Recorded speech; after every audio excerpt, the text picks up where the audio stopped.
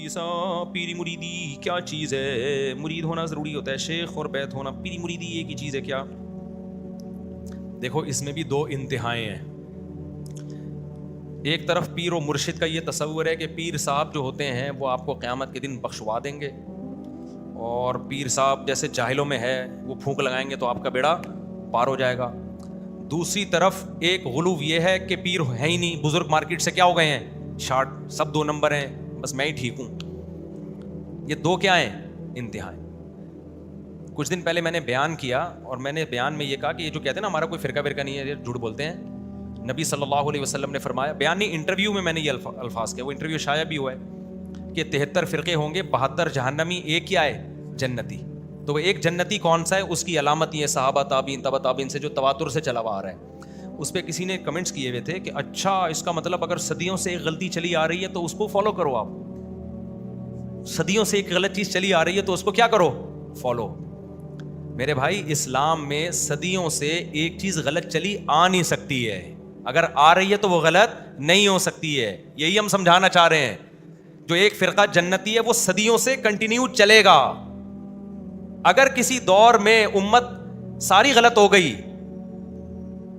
پوری امت غلط ہو گئی، تو وہ حدیث غلط ہو جائے گی جس میں نبی نے فرمایا امت غلط نہیں ہو سکتی.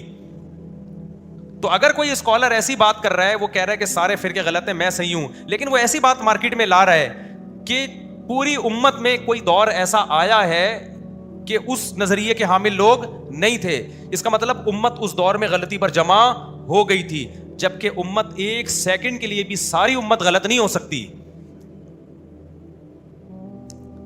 سمجھ میں آ رہی ہے بات؟ مثال سے بات سمجھاتا ہوں. دیکھو میں نے اکثر یہ دعویٰ کیا ہے خواتین اور مردوں کی نمازوں میں جو فرق ہے نا، لوگ ہم سے کہتے ہیں حدیث میں لاؤ کہ عورت سمٹ کے نماز پڑھے گی. میں کہتا ہوں حدیث نہیں بھی ہو، صدیوں سے امت کے تمام فقہا محدثین یہ فتویٰ دیتے آئے ہیں کہ عورت کیسے نماز پڑھے گی؟ سمٹ کے. چاروں اماموں کا اختلاف ہے، اور صدیوں تک لوگ چاروں اماموں پہ جمع رہے ہیں. حرم میں جو 4 مصلے تھے نا، 400 سال 4 مصلے رہے ہیں. وجہ اس کی ہے کہ اہل سنت کی بل جماعت کی نمائندگی 4 میں سمجھی جاتی تھی. وہ 4 مصلوں کا ہونا غلط تھا، ہم اس کو غلط مان رہے ہیں کہ وہ صحیح نہیں تھا. تبھی پوری امت اس پہ جمع بھی نہیں تھی. بہت سارے علماء کو اس پہ اعتراض تھا، یہ 4 مصلے نہیں ہونے چاہیے، مصلی ایک ہی ہونا چاہیے. آپ کہہ سکتے ہیں نا 4 مصلے 400 سال پہ تک رہے تو امت غلط بات پہ جمع ہو گئی. تو جمع تو جب ہوگی جب سارے علماء نے اس کو صحیح مان لیا ہو نا. بہت سے علماء اس وقت بھی اعتراض کرتے تھے کہ بھئی یہ 4 مصلے جو ہیں، یہ تو ٹھیک ہے کہ فجر کی نماز حنفی پڑھا رہے، ظہر شافی پڑھا لے، لیکن ایک ہی نماز 2 دفعہ ہو یا 3 دفعہ یہ ٹھیک نہیں ہے. لیکن 4 مصلوں کا ہونا اس کی بہرحال علامت تھا کہ اس وقت اہل سنت کے 4 ہی نمائندے تھے، 5واں کوئی نہیں تھا. تو اس میں تو امت جمع ہو گئی نا کہ اہل سنت والجماعت جو برحق فرقہ ہے. برحق فرقہ کون سا ہے؟ سنی، جو اہل سنت والجماعت. اس کی میں نے علامتیں بتائی. حدیث میں آتا ہے کہ برحق فرقہ وہ ہوگا جو مجھے اور صحابہ کو فالو کرے گا. یہ پوری حدیث میں ڈیٹیل سے بیان کر چکا ہوں. تو 4 امام ہی وہ ہیں جو حدیث اور صحابہ کو فالو کرتے ہیں. 2 ہی فرقے بڑے رہے ہیں امت میں، یا تو 4 اماموں کو ماننے والے جن کو سنی کہا جاتا ہے، یا ان کو نہیں ماننے والے جن کو کیا کہا جاتا ہے؟ شیعہ. صدیوں تک تو شیعوں کی نمائندگی حرم میں نہیں ہوئی ہے. حرم میں کس کی نمائندگی ہوئی ہے؟ جس کو فرقہ جنتی فرقہ سمجھا جاتا تھا، سنی، جن کے 4 مکاتب فکر ہیں، حنفی مالکی شافعی حنبلی. تو 4 مصلے تھے کیونکہ چاروں کو برحق سمجھا جاتا تھا. تو میں اکثر سوال تو 5واں کیوں نہیں تھا؟ وہی 400 سال تھے، 5ویں نے اپلیکیشن کیوں نہیں دی؟ وجہ اس کی کہ 5واں تھا ہی نہیں. ٹھیک ہے نا، 5واں تھا ہی نہیں. امت صدیوں تک یہ سمجھتی آئی ہے کہ جو سنی فرقہ جو جنتی ہے وہ ان 4 میں بند ہے. سمجھتے ہو وہ کس میں بند ہے؟ وہ ان 4 میں ہے. ان میں سے کسی کو بھی فالو کر لو تو وہ ایک ہی فرقہ ہے، کیونکہ ان کا اختلاف فروعی مسائل کا، عقیدوں کا اختلاف نہیں ہے ان میں. تو اب لوگ سوال یہ کرتے ہیں کہ بھائی یہ تو صدیوں سے امت اگر غلط کرتی آ رہی ہو تو ہم اسی غلط کو فالو کریں گے. تو صدیوں سے امت غلط بات پہ جمع ہو نہیں سکتی، یہ ہم سمجھا رہے ہیں. اگر آپ کو لگ رہا ہے کہ جمع ہو گئی تھی تو اس کا مطلب آپ کی سوچ غلط ہے، امت کی سوچ غلط نہیں ہے. یہ آپ کے غلط ہونے کی دلیل ہے. اب میں اس کی ایک مثال دے رہا ہوں. اہل حدیث ہم سے پوچھتے ہیں، اور اب پوچھتے ہیں، پہلے تو اہل حدیث بھی یہی فتوے دیتے تھے کہ عورت سمٹ کے نماز پڑھے گی. قدیم اہل حدیث جو ہندوستان کے آپ نکالو سب یہی فتوے دے رہے ہیں کہ عورت کیا کرے گی؟ سمٹ کے نماز پڑھے گی. تو لوگ کہتے ہیں حوالہ کہاں ہے؟ بھائی اہل حدیث چیلنج کرے کہ کوئی حوالہ نہیں ہے. مفتی صاحب جھوٹ بول رہے ہیں، میں پھر حوالہ بھی پیش کر دوں گا. ٹھیک ہے نا، آپ کی کریں تو صحیح چیلنج، کیونکہ میں کتابیں تھوڑی یہاں لے کے بیٹھتا ہوں. لیکن پرانے اہل حدیثوں کا فتویٰ ملے گا آپ کو کہ عورت کیا کرے گی؟ سمٹ کے. ہاں کوئی پھر اہل حدیث اس کو اہل حدیث ماننے سے انکار کر دے، پھر ہم سوال کریں گے کہ اس کا مطلب پہلے دور میں اہل حدیث نہیں تھے، اب بالکل کب پیدا ہوئے ہیں؟ پھر تو اور بڑا اشکال ہو جائے گا. اور ہندوستان میں تو 150-200 سال سے پرانی اہل حدیثوں کی تاریخ ہے ہی نہیں. اچھا خیر, اب ہم جواب میں کہتے ہیں کہ بھائی عورت سمٹ کے نماز پڑھے گی, اس پر صدیوں تک امت جمع رہی ہے. جتنے بھی فتوے کی کتابیں آپ اٹھا کے دیکھیں, مفتیان کرام پرانے صدیوں تک سب کا, چاروں اماموں کا بھی یہی فتویٰ, ان کے شاگردوں کا بھی. تو یہ خود ایک بہت بڑی دلیل ہے. اس کے بعد ہمیں الگ سے دلیل کی ضرورت نہیں ہے. تو فوراً وہ جواب میں کیا کہتے ہیں بعض اہل حدیث حضرات کہ اجماع کیسے, ہم تو نہیں مانتے اس کو, ہم تو نہیں مانتے. بھائی اب آپ نہیں مان رہے نا, اب آپ نے اجماع کی مخالفت کر دی. جب ایک دفعہ اجماع ہو گیا اور حدیث نے کہا امت گمراہی پہ جمع نہیں ہو سکتی, تو اس کا مطلب امت نے جو فتویٰ دیا کہ عورت سمٹ کے نماز پڑھے گی, وہ پوری امت نے غلط فتویٰ دے دیا. تو امت گمراہی پہ جمع ہو گئی کہ نہیں ہو گئی؟ تو حدیث کی روح سے امت کو غلط قرار دینا پاسبل نہیں ہے, آپ کو غلط قرار دینا پاسبل ہے. اور وہ ہم غلط قرار دیتے ہیں کیونکہ پاسبل ہے. اور کیسے قرار دیتے ہیں؟ وہ ہم ایسے قرار دیتے ہیں کہ میرے بھائی اگر عورت کا سمٹ کے نماز پڑھنے پر کوئی حدیث نہیں ہے, تو پھر عورت کے صفا مروہ پہ چلنے پر بھی کوئی حدیث نہیں ہے کہ چلے گی. حدیثوں میں تو ملتا ہے, جیسے حدیث میں ملتا ہے صلو کما رأیتمونی اصلی, جیسے میں نماز پڑھ رہا ہوں ایسے پڑھو, تو ایسے ہی حدیث میں یہ بھی ملتا ہے خذوا عنی مناسککم, جیسے میں نے حج کیا ایسے کرو. تو نبی حج میں چلے ہیں یا دوڑے ہیں؟ صفا مروہ پہ دوڑے ہیں. تو آپ عورتوں کو کیوں چلاتے ہو؟ آپ فتویٰ دو کہ عورتیں دوڑیں گی. قیامت آ جائے گی کوئی حدیث آپ کو نہیں ملے گی. ہم کہتے ہیں جیسے وہ اجماع سے ثابت ہے, تو سمٹ کے نماز پڑھنا بھی کیا ہے؟ اجماع سے ثابت. اب اگر کوئی اہل حدیث فتویٰ دے کہ نہیں عورت دوڑے گی چلے گی نہیں, ہم کہ بھائی اجماع سے ثابت ہے کہ چلے گی دوڑے گی نہیں. وہ کہے گا جب میں اس کے خلاف فتویٰ دے رہا ہوں تو اجماع کہاں ہے؟ میرا اختلاف ہو گیا نا.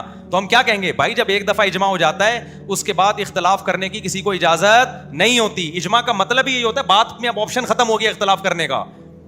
تو پرانے اجماع کو دلیل کے طور پہ پیش کیا جائے گا بعد والے مفتی کے لیے جو اختلاف کر رہا ہے اس مسئلے سے. اور میں نے یہ پیش گوئی کی تھی کہ دیکھنا ایسے اسکالرز پیدا ہوں گے جو کہیں گے کہ جیسے عورت مردوں کی طرح نماز پڑھتی ہے, عورت حج عمرے میں دوڑے گی, صفا مروہ میں چلے گی نہیں. اور پھر وہ فتویٰ بھی مارکیٹ میں کیا کرے گا؟ چلے گا. کیونکہ جیسے حدیث ہمارے پاس عورت کے سمٹنے پہ نماز پڑھنے پہ نہیں ہے, ایسے ہی صفا مروہ پہ چلنے پہ بھی نہیں ہے. تو وہ ہو گیا فتویٰ, وہ آ گیا مارکیٹ میں. ناصر الالبانی نے فتویٰ دیا کہ عورت صفا مروہ میں دوڑے گی چلے گی نہیں. ٹھیک ہے نا. کسی نے البانی سے پوچھا کہ حضرت عائشہ کا قول ہے کہ چلے گی دوڑے گی نہیں. حضرت عائشہ کا قول ہے کہ صفا مروہ پہ عورت کیا کرے گی؟ چلے گی دوڑے گی نہیں. تو انہوں نے جواب دیا کہ عائشہ کا قول حجت نہیں ہے ہمارے لیے. ہمارے لیے کس کا قول حجت ہے؟ اصولی بات کی انہوں نے. بھائی ہم تو نبی کے قول کو, نبی نے فرمایا حج ایسے کرو جیسے میں نے کیا. انہوں نے مزید دلیل ایک یہ دی ہے کہ حضرت ہاجرہ تو عورت تھیں, وہ صفا مروہ میں دوڑی تھیں, وہ چلی تھوڑی تھیں, تو آپ کیوں چلا رہے ہو؟ آپ بھی دوڑاؤ عورتوں کو. اب آپ دیکھو صفا مروہ میں خواتین کی ریسنگ کے مقابلے شروع ہونے والے ہیں. تو اہل حدیث جس بیس پہ وہ دلیل دیں گے نا ان کو کہ نہیں نہیں بھائی صدیوں سے ایسے ہی چلا آ رہا ہے, تو ہم بھی کہیں گے صدیوں سے عورت سمٹ کے ہی نماز پڑھتی چلی آ رہی ہے.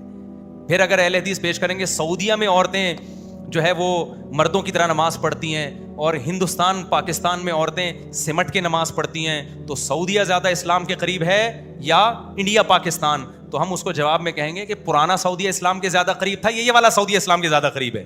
پرانا سعودیہ اٹھا کے دیکھو تو ساری عورتیں مردوں سمٹ کے نماز پڑھتی تھی, ایک بھی مردوں کی طرح نہیں پڑھتی تھی نماز. یہ تو اب شروع کیا سلفیوں نے وہاں پہ عورتوں کو مردوں کی طرح نماز پڑھانا. آپ سعودیہ کے کسی بوڑھے سے پوچھو, وہ بتا دے گا ہمارے باپ دادا میں جو عورتیں تھیں وہ عورتوں کی طرح پڑھتی تھی سمٹ کے. یہ تو بعد میں فتویٰ آیا ہے. امام شافی کے دور کا سعودیہ جو تھا نا مکہ, اس میں سمٹ کے نماز پڑھتی تھی. امام احمد کے دور کا جو مکہ مدینہ تھا اس میں عورتیں سمٹ کے, تبھی امام احمد کا فتویٰ بھی یہ سمٹ کے نماز پڑھیں گے. اور امام احمد چھوٹے شخص نہیں ہیں, امام بخاری کے استاذ ہیں. سمجھ میں نہیں آ رہی بات؟ تو آپ یہ کہہ سکتے ہو, ہم اہل حدیث کہہ سکتے ہیں کہ جی ہم حضرت عائشہ کے بارے میں جو کہتے ہیں نا, جو ہم کہتے ہیں عورت چلے گی دوڑے گی نہیں, تو حضرت عائشہ کی حدیث ہے ہمارے پاس. حضرت عائشہ نے فرمایا کہ تمہارے لیے ہم میں, عورتوں کے لیے ہم میں ایک نمونہ ہے, اسوہ حسنہ ہے, تو ہم چلتے ہیں تو تم بھی کیا کرو, چلو. تو اہل حدیث کو جواب دیں گے حضرت اسلاف سے اگر آپ نے ثابت کرنا ہے تو اسلاف سے تو خواتین کے سمٹ کے نماز پڑھنا بھی ثابت ہے. وہاں آپ کہتے ہو ہم نبی کی حدیث مانیں گے, صحابی کی یا تابعی کی بات نہیں مانیں گے.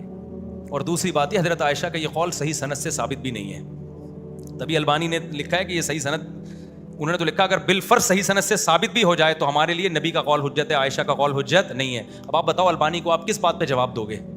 یہی جواب دو گے حضرت آپ نئے نئے مسائل امت میں لے کر آ رہے ہو, ساری دنیا کی ساری عورتیں ہمیشہ سے چلتی آئی ہیں, دوڑتی نہیں آئی ہیں. اب قرآن و حدیث میں کوئی دلیل نہیں ملے, کسی صحابی کا کوئی قول نہ ملے, یہ ساری امت کی عورتوں کا چلنا خود اس کی علامت ہے کہ یہی برحق ہے, امت گمراہی پہ جمع نہیں ہو سکتی. تو یہ جو چاروں اماموں کا مذہب ہے نا, یہ 2-4 دن نہیں, صدیوں چلا ہے. 20 رکعت تراویح پوری امت صدیوں پڑھتی رہی ہے. صدیوں تک امت میں ایک ایسا وقت آیا کہ پوری دنیا میں کسی مسجد میں 8 رکعتیں نہیں ہوئی ہیں, صدیوں تک. اچانک 8 رکعتوں والی حدیث آ گئی. تو یہ 8 رکعتوں والی امام مالک کو کیوں سمجھ میں نہیں آئی بھائی؟ امام ابو حنیفہ کو کیوں سمجھ میں نہیں آئی؟ امام شافعی کو کیوں سمجھ میں نہیں آئی؟ امام احمد بن حنبل جو امام بخاری کے استاذ ہیں, ان کو تو بخاری کی حدیثیں آپ سے زیادہ آتی تھیں, ان کو کیوں سمجھ میں نہیں آئی؟ ان سب نے بخاری کی 8 رکعتوں والی حدیث کو تراویح کی نماز پہ فٹ کیا ہی نہیں ہے. وہ آپ فٹ کر رہے ہو, آپ غلطی کر رہے ہو. جو تہجد کی نماز ہے 8 رکعت والی, اس کو آپ زبردستی کس پہ فٹ کر رہے ہو؟ تراویح فٹ کر رہے ہو, اور پھر گولڈن سند بھی کہہ رہے ہو اس کو.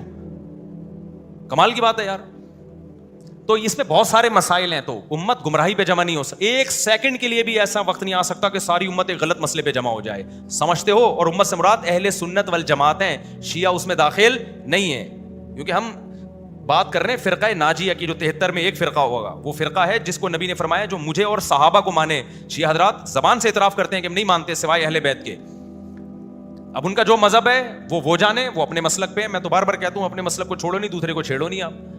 لیکن آپ کو اپنا کانسیپٹ تو کلیئر کرنے کی ضرورت ہے یا نہیں ہے؟ اب جب آپ سنی ہو تو پھر آپ کو چاروں مکاتب فکر میں سے کسی کو فالو کرنا پڑے گا. ایسا فتویٰ جو چاروں سے باہر ہو تو وہ پھر اجماع امتی سے آؤٹ ہو جاؤ گے آپ, کیونکہ امت صدیوں تک انہی پہ جمع رہی ہے. سمجھتے ہو کہ نہیں سمجھتے؟ تو امت سے آؤٹ ہو گئے تو پھر قرآن و حدیث کی وہ تشریح, پھر وہ غامدی صاحب کی تشریح کہلائے گی بھائی. وہ غامدی صاحب مارکیٹ میں نئی نئی چیزیں لاتے رہتے ہیں, ایکچولی قرآن کا یہ مطلب. وہ بھائی جان بس کرو یار, ہمیں وہ تشریح بتاؤ جو امت نے جس کو مانا ہے.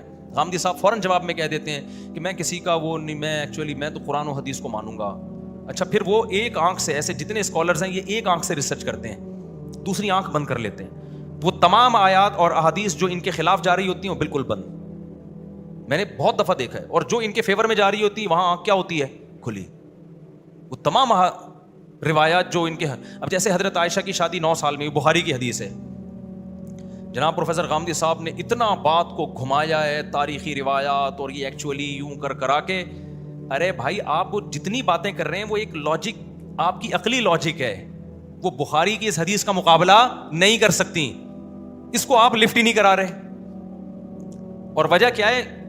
جناب غامدی صاحب نے فرض کر لیا ہے کہ 9 سال کی بالغ لڑکی سے شادی یہ بہت بڑا جرم ہے. ہم غیر مسلموں کو مطمئن کرنے کے لیے کیا کر رہے ہیں کہ پاسبل ہی نہیں ہے.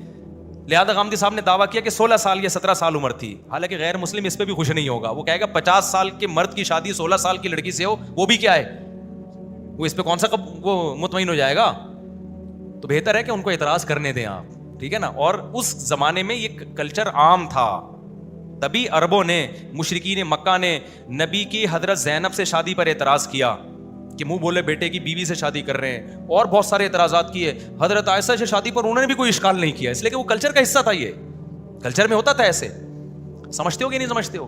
تو آج کل لوگ دلائل جب دیکھتے ہیں نا, ایک آنکھ بند کرتے ہیں, دوسری کیا کر لیتے ہیں, کھول لیتے ہیں. بس اس سے دیکھ رہے ہوتے ہیں, ادھر والے پی رہے ہوتے ہیں. میجورٹی جو اسکالرز یوٹیوب پہ ان کا یہی حال ہے. میجورٹی رفع الیدین کرنے والی حدیثیں آ رہی ہیں, نہ کرنے والی ضعیف ضعیف ضعیف ضعیف. اور دوسری طرف بھی غلو ہوتا ہے, بعض ہمارے والے بھی غالی ہیں. مجھے یاد ہے ایک مناظرہ میں نے یوٹیوب پہ دیکھا, ہمارا مناظر تھا, اس نے اہل حدیث کو دلیل دی اور ایک اچھے بلے ثقہ راوی کو ضعیف قرار دے دیا. میں نے کہا یہ زیادتی کر رہا ہے بھائی, ٹھیک ہے نا. عوام تو خوش ہو جائے گی, عوام کہے گی دیکھو اس ضعیف کے حوالے دے دیے, حوالے دے دیے. حالانکہ وہ حوالے تو دیے ہیں لیکن اس کے باوجود وہ راوی محدثین اس کو ضعیف نہیں مانتے. محدثین کہتے ہیں جنہوں نے اس کو ضعیف کہا ہے انہوں نے زیادتی کی ہے. اب یہ اس مناظر کو پتہ ہے لیکن عوام کو نہیں پتا, لہذا وہ ہمارا والا مناظر بیوقوف بنا رہا ہے. تو وہ والے بھی بناتے ہیں بیوقوف, اہل حدیث بھی بناتے ہیں, ہمارے والے بھی بناتے ہیں, اور بہت سے ایسے ہیں جو نہیں بھی بناتے. ایسا نہ کوئی مناظر کہ آپ نے مجھے بیوقوف کہا ہے, بھائی آپ کے علاوہ کی بات کر رہا ہوں میں. تو عوام کو بھائی بہت مشکل ہے, اس لیے جو صحیح علماء ہیں ان پہ اعتماد آپ کو کرنا پڑے گا. ہم یہ نہیں کہہ رہے اندھی تقلید شروع کر دو, کرنی آپ نے تقلید ہی ہے. اندھی تقلید یہ ہوتی ہے کہ جو جس کو منہ اٹھا کے فالو کرنا شروع کر دیا, اور تقلید علی وجہ البصیرہ یہ ہوتی ہے کہ پہلے بندے کے بیان سنو, دیکھو اس میں دلائل کا عنصر کتنا ہے, اس کی باتوں میں تضاد تو نہیں ہے, ٹکراؤ تو نہیں ہے, اس کا خود کیسا عمل ہے, اس کے بعد جا کے اس کو آپ نے فالو کرنا ہے. اس کے علاوہ آپ کے پاس کوئی آپشن نہیں ہے. ورنہ دلائل کی دنیا میں بیوقوف بنانے والے تو وہ بھی ہیں جو میں نے بھی بتایا. خاتون کہہ رہی ہے میری بیٹی سے شادی کر لو. میں نے کہا کیسے کر لوں, میری تو 4 ہو گئی ہیں. وہ کہہ رہی ہے مثنا و ثلاث و رباع, 2 2 3 3 4 4, 2 2 4 ہو گئے, 3 3 6 ہو گئے, اور 4 4 8 ہو گئے, ٹوٹل ہو گئے 18. تو 18 شادیاں. اور بعض اسکالر ایسے ہیں, ایک فرقہ ہے باقاعدہ جو کہتے ہیں 18 شادیاں بھی جائز ہے. سعودی عرب کے نا کسی کوئی گاؤں دیہات تھا, وہاں سے کچھ لوگ آئے نا, پاکستان آئے, پوری فیملی تھی. تو ان کو پتا چلا جی مولوی صاحب ہیں, بیان کرتے ہیں, تو وہ ہمارے گھر بھی آ گئے پوری فیملی. وہ پتہ نہیں کون سا فرقہ تھا, کسی گاؤں میں تھا. اچھا میری 3 وائف تھیں اس وقت, تو ان کے گھر کی عورتوں نے پوچھا کہ میرے بارے میں نا, تو گھر والوں نے بتا دیا بھائی 3 ہے, 2 تھیں میرے اس وقت, میں بھول بھی جاتا ہوں اب کیا کریں, 3 2 تو 2 تھیں. تو انہوں نے کہا تمہارے میاں کتنی شادی کریں گے, انہوں نے بھائی 4 سے زیادہ کوئی جات نہیں. تو وہ خاتون اس کو سمجھا رہی تھی کہ بھائی ہمارے گاؤں میں کوئی سعودی عرب کے کسی علاقے میں کوئی فرقہ ہے, ہمارے یہاں تو 16 16 17 17 بیویاں رکھتے ہیں لوگ, اور جائز ہے اسلام میں. میں نے کہا لے بھائی. پھر وہ خاتون نے پردہ کیا, میں نے ان سے جا کے پوچھا پردے میں نے کہا یہ کون سا فرقہ ہے. انہوں نے کہا نہیں یہ ہے ہمارے یہاں کرتے ہیں لوگ, کوئی گاؤں ہے دور دراز کا علاقہ ہوگا دیہات کا. تو ایسے بھی لوگ ہیں دنیا میں جو اس کے قائل, اور کتابوں میں بھی اس کا تذکرہ ملتا ہے. لیکن میرے بھائی کیوں ہم اس کو جائز نہیں سمجھتے؟ امت کا اجماع اس کے خلاف. حدیث میں بھی ہے کہ ایک شخص کی 10 بیویاں تھیں, جب وہ اسلام لائے تو آپ نے فرمایا 4 رکھو باقی کو چھوڑ دو. حدیث میں بھی ہے, اور اجماع امت سے بھی یہ بات ثابت ہے.